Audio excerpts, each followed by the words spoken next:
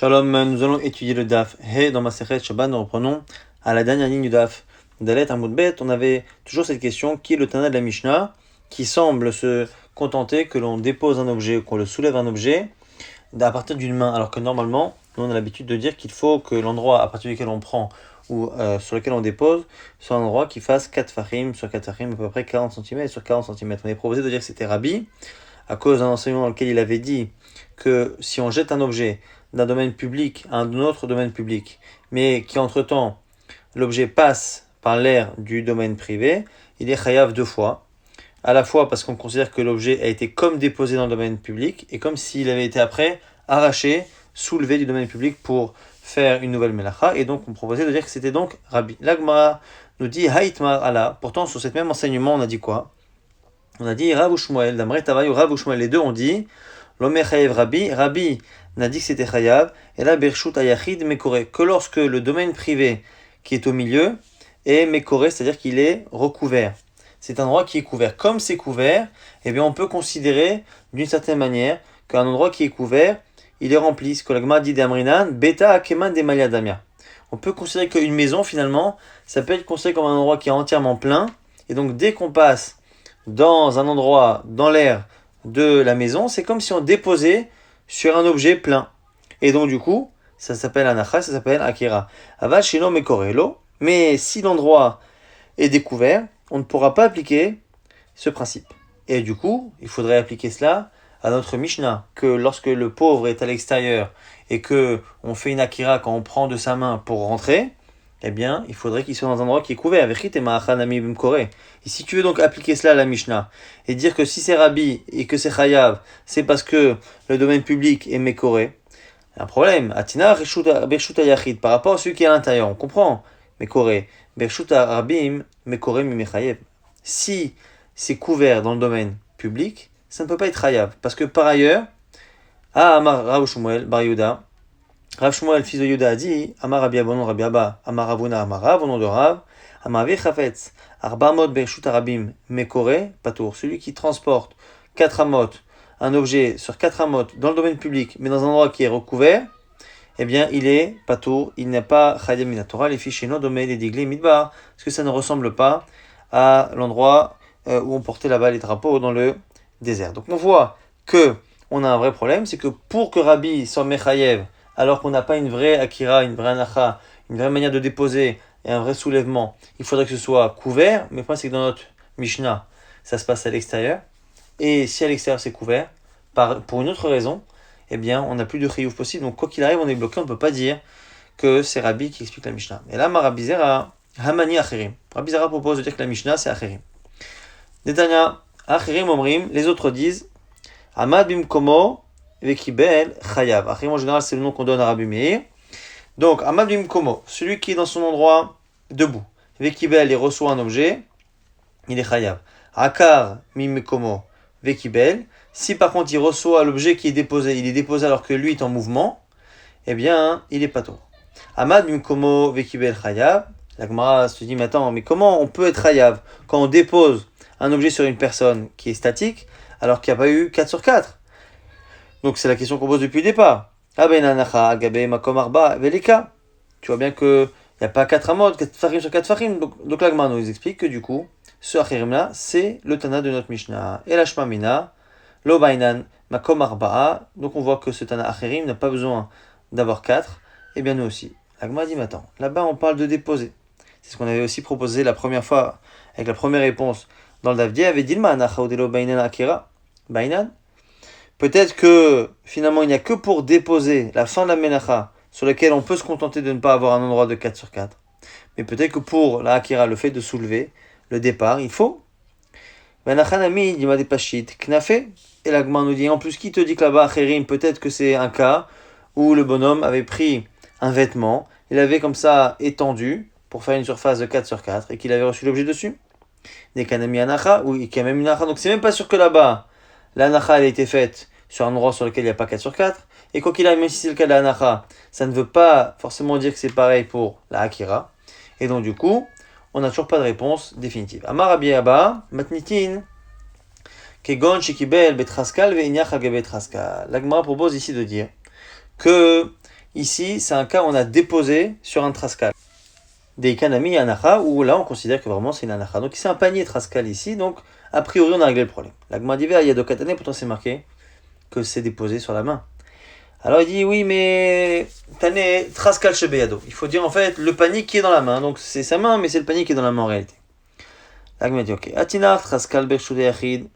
Je comprends à la limite de répondre pour le Traskal pour celui qui est à l'intérieur de la maison. Comment considérer que la main du Balabait soit considérée comme étant un Reshut? Il faut qu'il y ait un panier dans la main. Et là Traskal chez Bershut Arabim. Mais si c'est celui qui est à l'extérieur, lui aussi tu dis que pour qu'on mette dans sa main, qu'on soulève de sa main, et que ce soit Anacha ou Akira, il faut qu'il ait un panier. Il y a un problème. Parce que quand on a un panier qui est situé dans le Reshut Arabim, eh bien ça devient un domaine privé en soi, Reshut Yachidou. Il m'a dit, Lema, Dilo qui Rabbi aussi, Berabi Yuda. On serait obligé ici, pour s'en sortir, de dire qu'on ne tient pas comme Rabbi aussi, Berabi Yuda. Pourquoi Détaillé, Rabbi aussi, Berabi Yuda, il dit, Naratz Kane, Bereshut Arabim, Brochot Raskal, celui qui plante un piquet dans le domaine public, qui place au-dessus un panier, Zarak Venach Al-Gabab Chayav, celui qui jette un objet depuis l'extérieur, donc jusqu'à ce panier, il est Chayav, parce qu'il considère que ce panier-là, c'est un domaine privé. Et donc, si nous on pense comme lui, dès qu'il y a aussi Barabuda, eh bien on a un problème. Pachal Balavait Etiado, la Chutz, Venatan, les Torquedo chez l'Arani, si donc, pour régler le problème que la main, normalement, c'est pas suffisant, il faut dire que chacun a un panier. Et bien, quand le balabait tend la main à l'extérieur et met dans la main, enfin dans le panier qui est dans la main du rani, eh bien, ça passe du domaine privé à un autre domaine privé. Ah, mais chayav, pourquoi c'est chayav? Mais reshut yachid, les reshut yachid kavampik, c'est un transfert d'un domaine privé à un domaine privé. La Gemara dit, ok, alors, afilou tema Rabbi Barabiuda, non, tu sais même Rabbi Barabiuda, tu sais qui serait d'accord, atam le mala, miyud, achal ma'ata, Miyoud. Peut-être que là-bas, Rabbi Yehuda, il avait dit que c'était un domaine privé parce que là-bas ça se situe au-dessus de Dit Fahim. Mais quand on est en dessous de Dit Fahim, c'est différent. La Gemara dit Kachalé les Rabbi Abaou. Quoi qu'il arrive, Rabbi Abaou avait un problème avec cette réponse-là. Mikadane Traskal chez Beyado. C'est pas marqué dans la Mishnah qu'il y a un panier, c'est marqué la main. Donc c'est un peu délicat de donner cette réponse, de dire que dans la Mishnah, les deux ont un panier et que c'est pour ça que ça s'appelle une akira et une anacha, et soit on tient pas comme Rabbi Yossi ben Rabbi Yehuda, soit on tient comme lui, mais il faut dire que c'est dans un cas différent, que c'est en dessous de 10, c'est un peu compliqué de dire tout cela. Donc Vehaï de Ketane, et là Rabbi Abaou propose autre chose. Kegon Shishil Shel Yado Lemata, Mishlosha Vekibla. Il faut dire que celui qui reçoit, il met sa main à une hauteur qui est moins de 3 tfachim. On a vu qu'il y avait la différence entre moins et plus de 10 tfachim. Maintenant, entre moins de 3 tfachim et plus, moins de 3 tfachim, à peu près donc 30 cm, c'est considéré comme étant le sol. Et donc peut-être qu'il a reçu dans sa main, comme c'est marqué dans la Mishnah, simplement sa main était en dessous de 3 tfachim, à un endroit qui est considéré comme étant le sol. Là, il m'a dit, mais attends, en mettre katane. Mais c'est marqué dans la Mishnah que les deux sont debout a priori. Alors s'il est debout, normalement sa main, elle n'a rien à faire en dessous de 30 cm. Là, il m'a dit, mais il se plie, il se baisse. Et Ibaïtema, ou sinon tu peux dire Begouma, qu'il est lui-même celui qui est à l'extérieur, il est dans un trou. Donc comme il est dans un trou, il peut être debout, mais que finalement sa main soit à une hauteur de moins de 3 tfachim par rapport au niveau du sol. Veibaïtema, ou sinon tu peux dire Benanas. On parle d'un nain, bon là il faudrait vraiment qu'il soit très très petit, pour que sa main soit donc du coup en dessous de 3 tfachim. Amar Rava est gêné par cette réponse. Il dit Irfal Tana la Shoinan Kolane, tu crois que le Tana il se serait cassé la tête à nous enseigner un cas aussi complexe, aussi rare, et sans rien nous préciser. Donc Rava n'aime pas non plus cette solution. Et là, Rava propose Yado shel adam chashuvalo ke arba al arba. Donc c'est un pshat qui est clair, il dit que la main d'un homme est considérée comme étant un domaine de 4 sur 4. On n'a pas besoin finalement d'avoir quelque chose de 4 sur 4 lorsqu'on met dans la main de l'homme. C'est le statut particulier de la main. Alors pourquoi on n'a pas répondu cela avant? Parce que c'est un chidouche, Rava est un Amora, et que jusqu'à présent, on cherchait à savoir s'il n'y avait pas un Tana qui pensait ça. Donc du coup, on a essayé Tanaïm, on est passé par Rabbi, on est passé par Acherin, donc Rabbi Meir, on est passé par d'autres Tanaïm. À la fin, on a essayé de faire une Okimta, de comme on voyait plus Tana, on a dit peut-être que c'est la situation qui n'est pas décrite entièrement dans la Mishnah, et quand on dit la main, c'est pas forcément la main, c'est peut-être le panier de la main, ou après, Rabbi Abaou propose un cas un peu plus complexe. Rava, ici, reprend un sens qui est beaucoup plus simple dans la Mishnah, mais qui par contre est original parce que c'est un chidouche, je veux dire que la main c'est 4 sur 4. Et la Gemara nous dit Vechen Kata Ravin, Amar Rabbi Yochanan, quand Ravin est venu, et il a cité d'Eretz Israël Rabbi Yochanan, Yado Shel Adam Chashuvalo Ke'arba al Arba, qu'effectivement la main d'un homme est considérée comme étant 4 sur 4. Amar Rabbi Avin, Amar Rabbi Lai, Amar Rabbi Yochanan, autre halakha de Rabbi Yochanan, Zarak Chafetz, Venach Betoch Yado Shel Chavero, celui qui jette un objet, et l'objet se dépose comme ça, par magie, paf, sur la main de quelqu'un d'autre, Shel Chavero. Chayav, il est Chayav. La Gemara dit, mais attends, on le sait déjà, Rabbi Yochanan a déjà dit que la main, c'est Arba al Arba. Maïka Mashmalan, Yado Shel Adam Chashuva lo Arba al Arba. Le fait que la main soit considérée comme étant 4 sur 4, on le sait déjà, va Amara Rabbi Yochanan Chadazimna, ça a déjà été dit une première fois. Bah, où était Malak m'a dit non, je vais te dire ce que tu aurais pu penser à tort, et c'est pour ça qu'il l'a répété ici.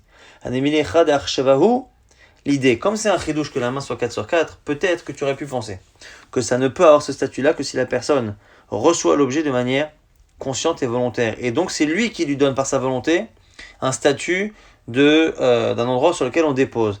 Mais celui qui est là, qui a la main tendue, et un objet qui tombe dessus sans le vouloir,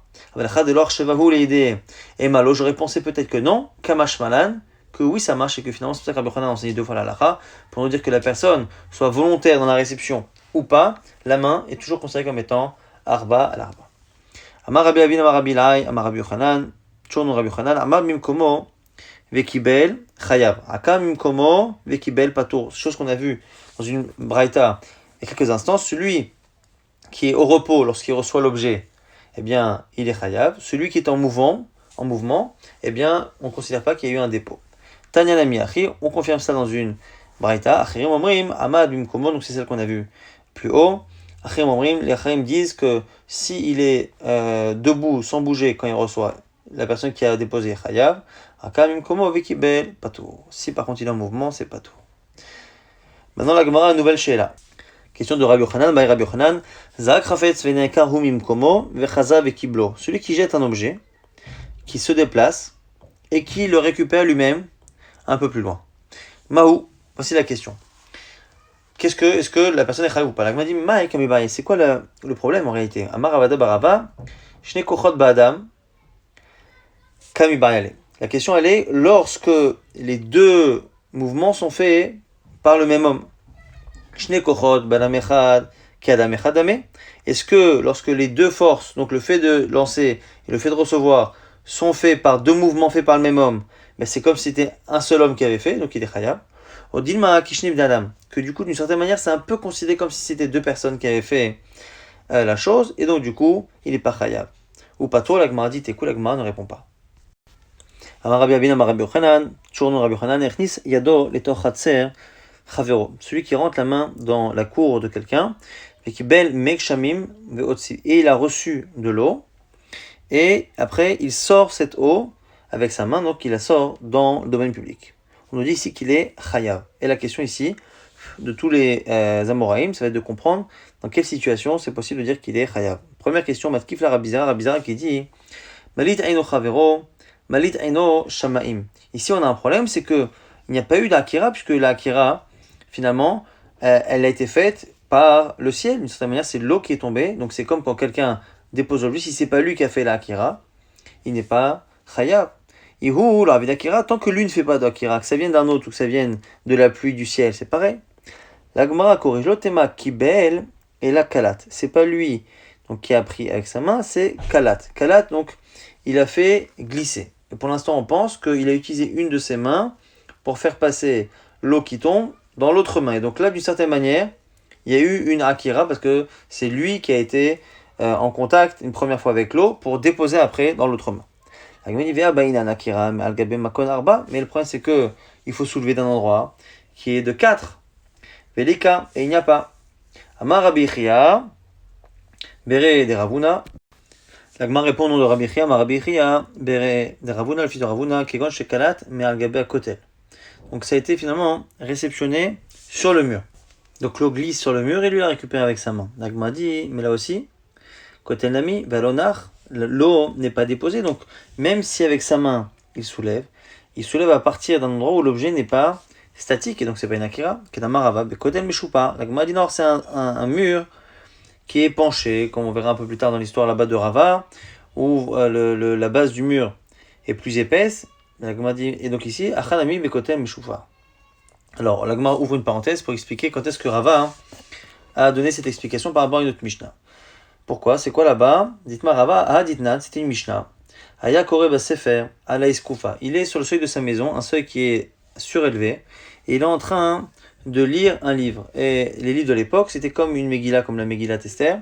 Et bien, comme la Megillah, c'est-à-dire que c'était un rouleau de parchemin. Et donc, il est en hauteur comme ça.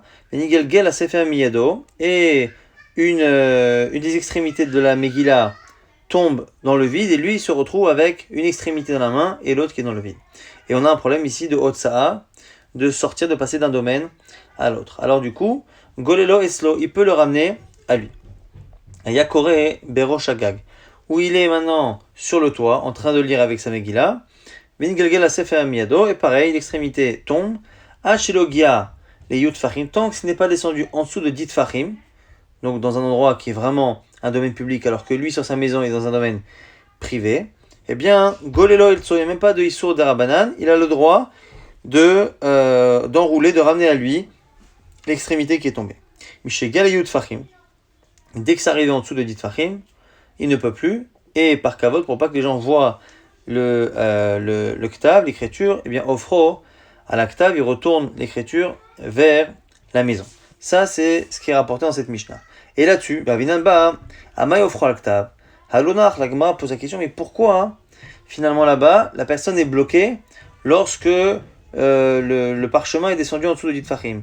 Ve Halonach, pourtant, ça n'a pas été déposé. Il ne s'est pas posé.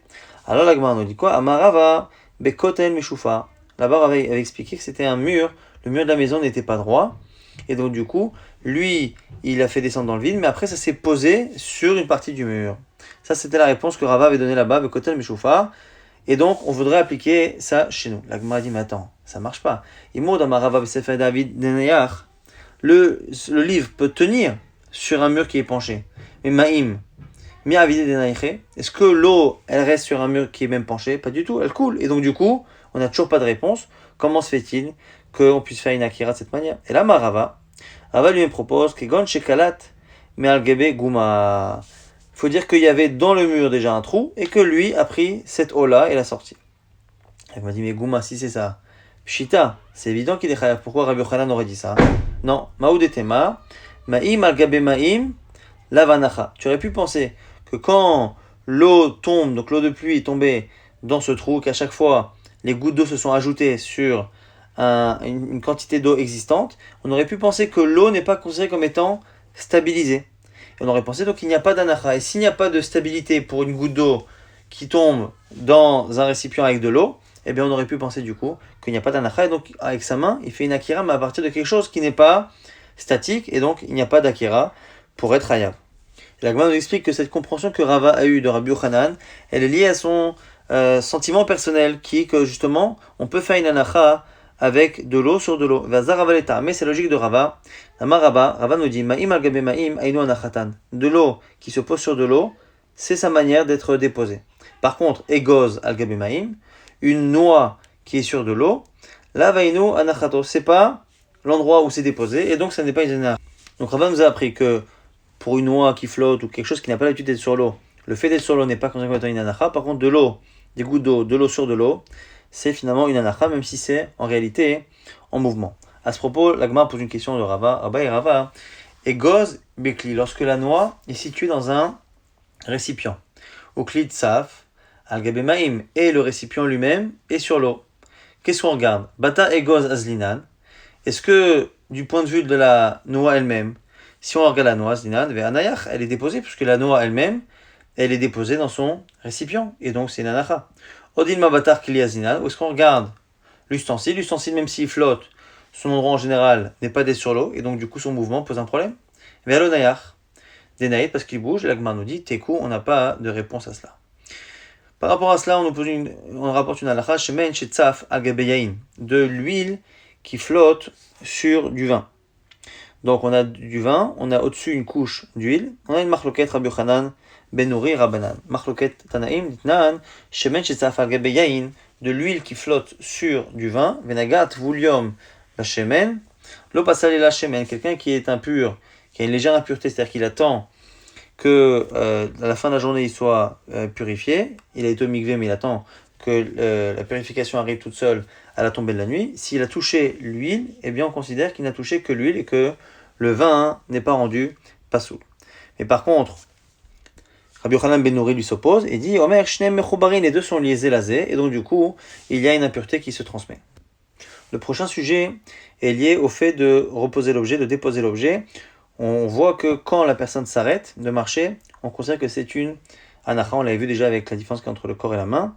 Et donc quand il s'arrête, c'est considéré comme étant une anacha. Mais on verra la distinction qu'il y a entre les deux raisons pour lesquelles une personne peut s'arrêter.